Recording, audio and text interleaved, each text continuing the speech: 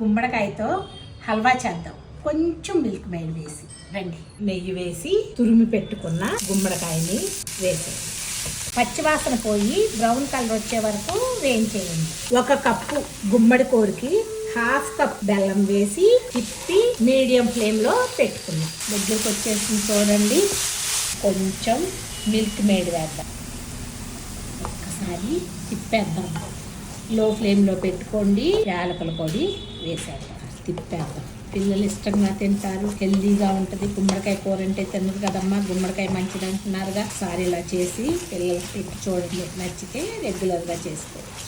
చూడండి, milk made వేసిన తర్వాత దగ్గరికి వచ్చేసింది. ఈజీగా 10 మినిట్స్లో అయిపోయాయి.